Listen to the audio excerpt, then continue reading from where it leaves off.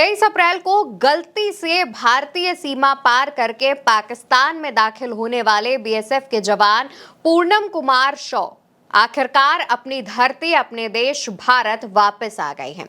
लेकिन उस दौरान इनसे जुड़े तमाम खुलासे भी हो रहे हैं। सवाल उठ रहे हैं कि बीएसएफ जवान जब पाकिस्तान में था, जब उन्हें हिरासत में लिया गया था पाकिस्तान की आर्मी की तरफ से, तो पाकिस्तान में उनके साथ किस तरीके का सलूक किया गया? पाकिस्तान की सेना ने क्या उन्हें किसी प्रकार की प्रताड़ना दी, या फिर पाकिस्तान में उन्हें किस तरीके से रखा गया, किस तरीके से उनके साथ व्यवहार किया गया? इन तमाम सवालों के जवाब खंगालने शुरू किए गए। तो आपको बता देती हूं कि तमाम मीडिया रिपोर्ट्स में इस बात के खुलासे कर दिए गए हैं कि उन्हें शारीरिक रूप से कोई भी प्रताड़ना नहीं दी गई है, यानी कि फिजिकली उनके साथ मारपीट, टॉर्चर, थर्ड डिग्री जैसी कोई भी चीज नहीं हुई है। लेकिन इससे ज्यादा बड़ा प्रहार उन पर किया गया है, और वो प्रहार है मानसिक रूप से उन्हें खूब प्रताड़ित किया गया, यानी मेंटल टॉर्चर बीएसएफ जवान को पूरी तरीके से दिया गया। बीएसएफ जवान पूनम कुमार शॉ पंजाब के फिरोजपुर रीजन में तैनात थे। यहीं से वो गलती से पाकिस्तान पहुंचे।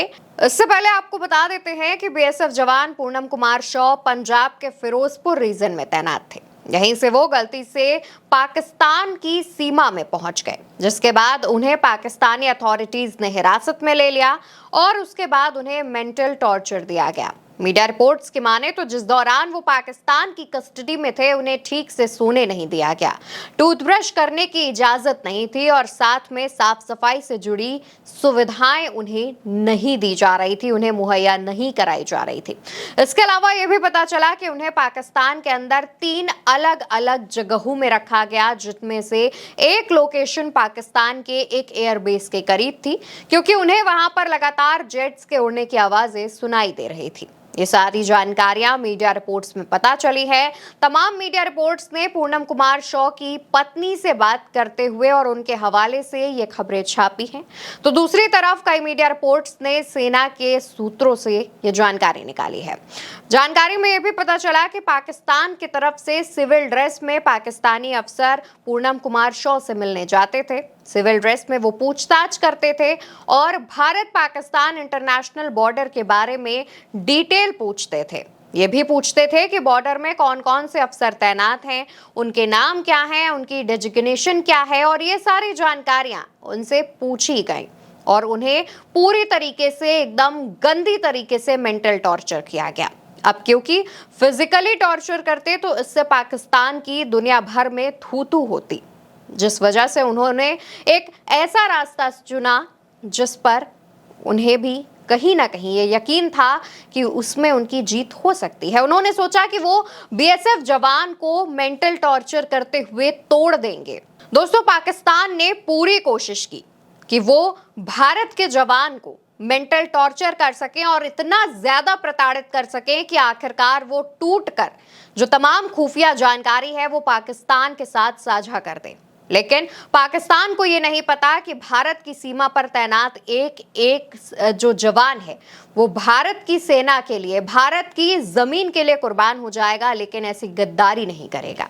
इसके अलावा बीएसएफ के जो एसओपी यानी स्टैंडर्ड ऑपरेटिंग प्रोसीजर है, उनके मुताबिक अंतर्राष्ट्रीय सीमा पर जो जवान तैनात होते हैं उन्हें मोबाइल फोन ले जाने की परमिशन नहीं होती है।